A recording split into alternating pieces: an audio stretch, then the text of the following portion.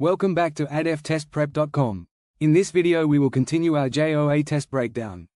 Today we will be discussing the numerical reasoning section of the JOA, if you wish to purchase over 600 practice test questions, from as little as $9.99. Check the link in the description, or head to adftestprep.com. The numerical reasoning section of the JOA encompasses 17 of the 51 questions. It is designed to test your numerical literacy and computational ability. It has 5 different types of questions that you will encounter. These question types include 3 missing value matrices, sequences, and 3 different types of worded numerical problems. As outlined in our previous video, you will only have about 20 seconds per question.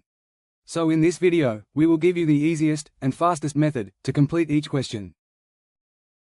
The first type of question we will be discussing is 3 missing value matrices. For these questions you have to find a singular number in a 3 by 3 matrix.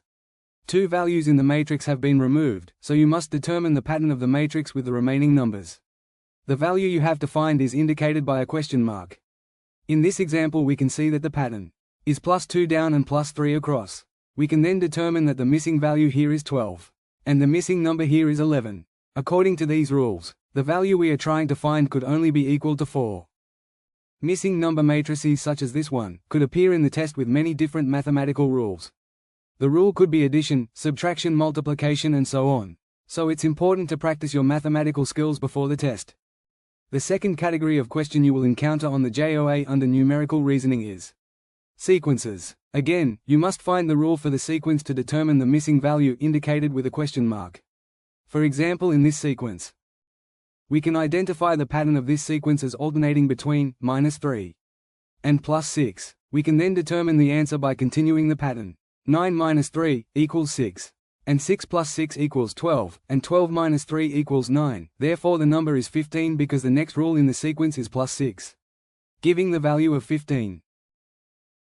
Just as explained with matrices, the rule of each sequence could be many different mathematical methods, such as addition, subtraction, multiplication, and so on. Moving on, the final category of the numerical reasoning section is worded numerical problems. This category includes 3 different types of question that you could encounter on the JOA. Let's address this first question. Please pause the video and take a second to read it. The easiest way to complete this question is to start by dividing 54 by 6. As we know that James is 54. If we divide 54 by 6, we can then get Peter's age to be 9. From the question, we can see that Wendy is 1/3 of Peter's age. So if we divide 9 by 3, we can get Wendy's age. Therefore the final answer for this question is Wendy is 3 years old. Moving on, this is the next type of worded numerical reasoning problem you may find on the JOA. Pause the video and take a second to read it over. The easiest way to solve this question is to add 1 to the original number.